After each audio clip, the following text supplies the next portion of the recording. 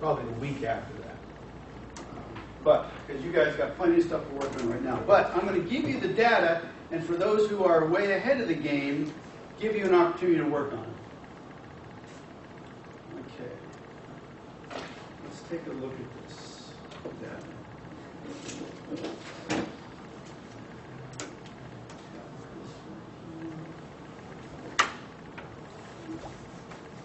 Take a look and read through that assignment, and we're going to talk a little bit about that data. As soon as I find my sheet.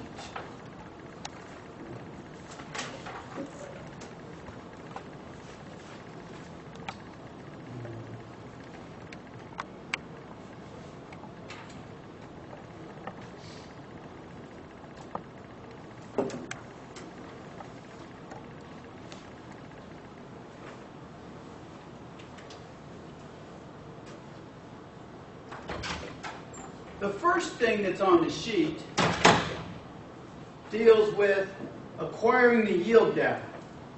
And I've posted that yield data. Now, in the text, this is what they say the yield data looks like. Longitude, latitude, flow in pounds per second. And that's that impact sensor. It's an on-the-go. It's a rate sensor. It's not a batch sensor. It's measuring the rate of flow that's coming, of yield that's coming through. Distance. And this looks like the distance traveled. Swath width in inches, 180. Moisture content, and a lot of times that's provided to you. And then the yield monitor number, which continues, and this is corn. And that's pretty representative. Now here's some yield data that came from an ag leader that you have posted.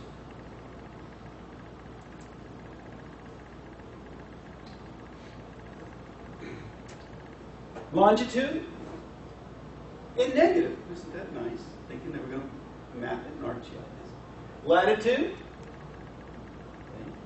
And then we have a value of pounds per second of yield.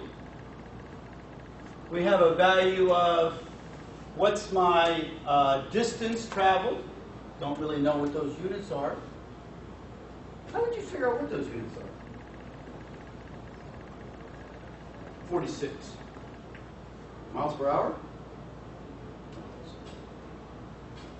Or distance traveled in miles? No, not miles. How would you figure out what the units are?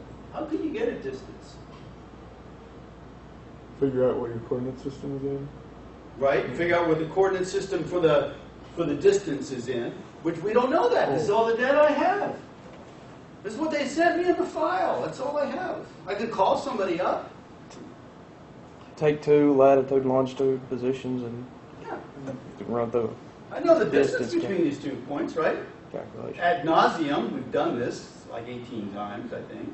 And I could figure out what the distance should be. Interesting to compare those two.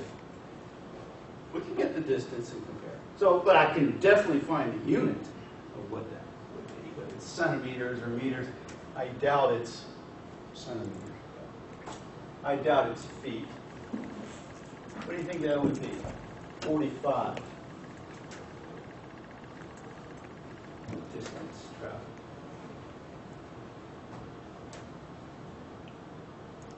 Now millimeters. Inches? Probably inches. I guess 45 inches.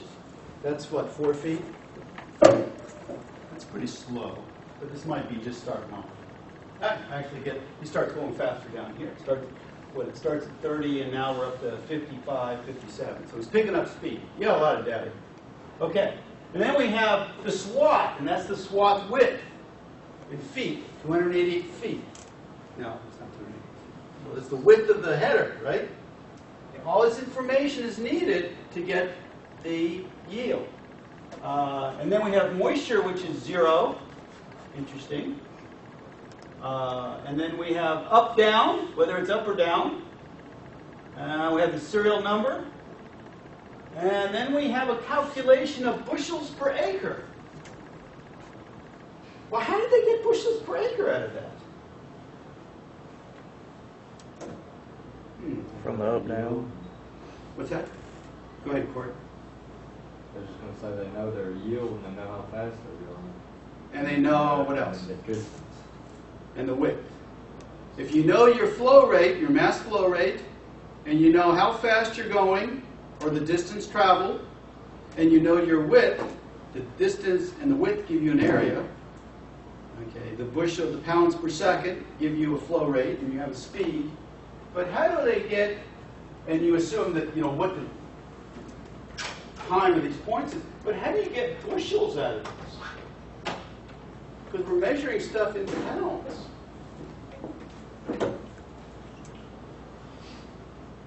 Well, you have moisture. You have percentage. moisture, right? Wouldn't that translate if you have weight? We have to have some kind, if you have weight and you have a bushel, which is a volume, you've got to have some kind of work to get there. You have mass and you have a volume, what do you need? You need a density. You need a density. You need density. Is the moisture in the density? Moisture can affect the density, but it's not going to give you the density. And that's why they say calibrate it with different moisture contents, which is smart to do. You need a density of that material. How many pounds per bushel? Figure it out. You should be able to figure it out. It's giving you bushels per acre. You got all the other stuff. You should be able to figure out what calibration they're using for pounds per bushel. What normally do you use? Pull it out of there. If you had a bushel of corn, how much would it weigh? 5 pounds? 1,000 pounds. What's the typical bushel? You know what a bushel is. 100 pounds? 100 pounds. Usually it's about 56 to 60 pounds per bushel, somewhere around there, depending on who you're working with. So this is raw data, right out. It doesn't say it's in decimal degrees, but I'm assuming that's decimal degrees. Hopefully it's decimal degrees. Pounds per second would be, I think, a mass flow rate. But this is all I have to work with. Farmer sent me this. Got a yield monitor. Okay, now, your first job is to acquire the yield data. Now, that should be pretty easy. Get on Blackboard, type in your username, go to assignment 5. It should be right there. Okay, that's easy. Second thing you got to do, bring that data into ArcGIS. Well, that's not a bad format, right? You should be able to save it as an Excel file or CSV file, or bring it, you got lat long, you've got to project it as WGS84, all that stuff. Develop a combine location map. Now, the whole purpose of this exercise is to develop an application rate map for fertilizer. Oh, God, we're actually going to do that? We are going to do that. With this data, we're going to make some recommendations and give them a variable rate fertilizer application rate map at the end of this project, which is a couple assignments. But the first thing I want you to do is develop a combine location map. Meaning, don't just all of a sudden start plotting yield. Tell me where the vehicle is. Where's the combine? Plot that map. Take a look at it. Now, why do I want you to do that? Because I was on another project. And this was actually a project that was developed, not developed, but was being run by USDA ARS. And they had a commercial yield monitoring system that came up with a map, a yield map. Here's high yield, here's low yield. We're going to do that too. And they're looking at this map and they're saying, this map doesn't make any sense to me. He goes, this part of the field looks very uniform. But in this part of the field, there's certain areas that the yield is really high, and certain areas where the yield is really low. It says there's no yield there. And I know, I combine that field. The guy's telling me, I combine that field, and I know there's corn there.